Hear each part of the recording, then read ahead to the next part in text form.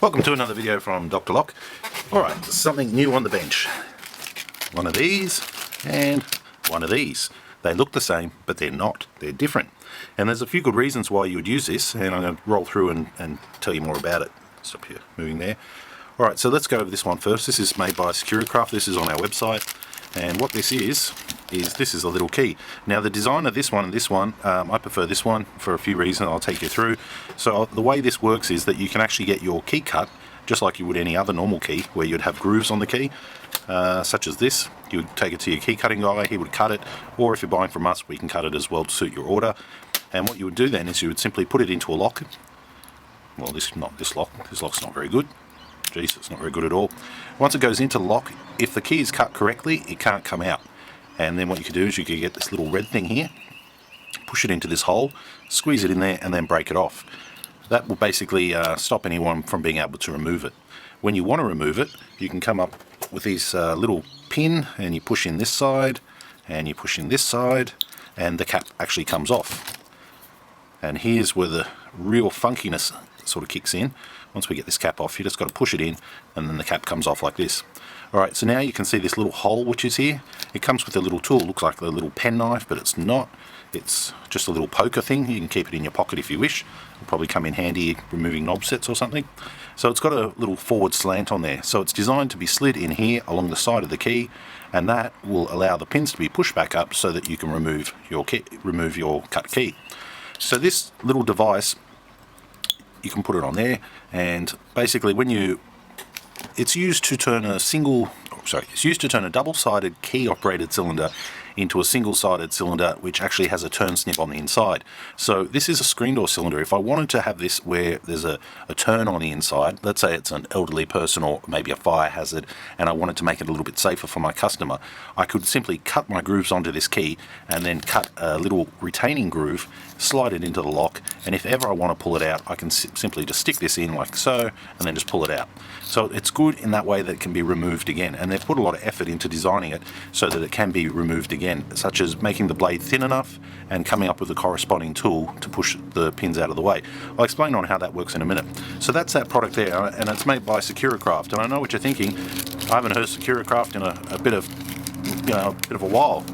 Well, actually, it was Interlock, Assa Abloy, Securiturn. Alright, so here's the instructions that go along with it. Basically, you would use it on anywhere that you want to give that turn style or turn snib access. Deadbolts, cylinders. So there's pretty much three reasons you could use this key. First one is you could use it to disable the inside cylinder. So if you've got a lock where you're not meant to have a key on the inside, you could slide this in there with a non-removable groove, and then nobody else can put a key into that. Nobody else could key lock it from that side. So that's one. Two, you could use it as a turn snib, where you cut the grooves on it to the same to match the key, and then you could turn it with your fingers from the inside to operate the lock. So that's the second reason. The third reason is you could use it as a key to disable a lock if, let's say, you weren't happy with somebody or you wanted to make their lock no longer functionable with a key from the outside. So you could do that by simply just putting in one control groove, sliding it in, and then they can't get it out. They'll have to break it out unless they know the trick of how to, slide it up in there and remove it, which most people won't know, especially if you put this little cap in the front of it. So that key there has that option, and the removal makes it very, very user-friendly. You can be undone. Now this one here is basically the same thing. It's a key blank with a turn pushed in the top of it. So once again, you could use this, if you were to cut the grooves on this, you could use this to put it in the lock and turn this cylinder into a turn cylinder. It works the same. That's a screen door cylinder. It works the same just about on any lock as long as it's a 5-pin key. We also do have them in 6-pin too, so don't panic. 6-pin is available. So that then turns this cylinder into a turn snib. The other reason these might be good to have in your truck if you're a locksmith is because you might not have a turn snib cylinder, but you might need one on a job, or you might not have a single-sided deadbolt and you might need one. So that's what that can be used for. Once again, it can be used to disable one side of the lock. If you've got like a 001 and you don't want it to be a 001, you could slide this on the inside. It'll hang out a little bit, but at least then it won't be key lockable from the inside. Alright, so let's go through the technology inside this little key to show you on how it works. The difference between these two here is this one is removable. This one, if you cut a control groove into it, it's going to get stuck in the actual lock. That's not the end of the earth, because if you cut a small capture groove, it's going to stay in there. You're not going to have too many troubles. If it's big, you're going to have troubles getting it out. Alright, so a normal key looks like this, and it has grooves that look like this. Should have been an artist. Alright, so there's our key.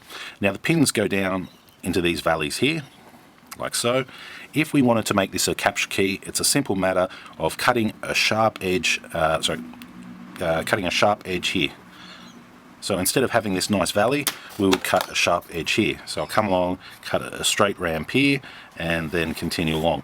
So you can get a file to create this sharp edge here. In actual fact, these instructions do tell you on how to do it right there. And once you try and pull the key out, the pin is then going to get stuck right here, not allowing you to pull it out. So that's good if you want a permanent solution. If you do this, and it's with this key here that can't be removed, you're going to need a lot of force and possibly damage the lock to get it out. If that is the case, I would move to the more removable one, which has the little fancy tool that comes with it, and the price difference is not much.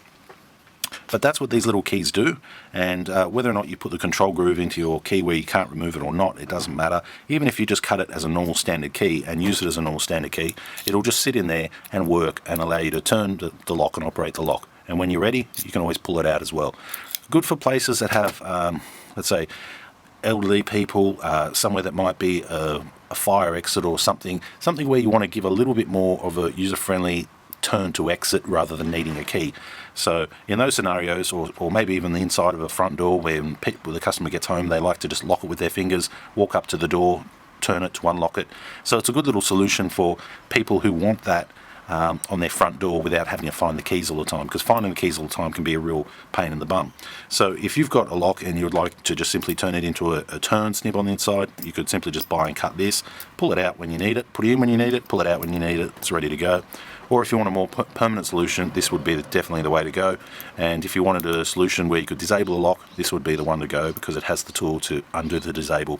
And just by simply putting in a simple control cut, I'd probably put it anywhere. It really doesn't matter where it is, as long as you've got a good sharp edge there, it's definitely going to work. This point here, when this comes in and it slides in like this, you can see that it's actually going to hit the pin and be able to push it up above the 0 point on the key.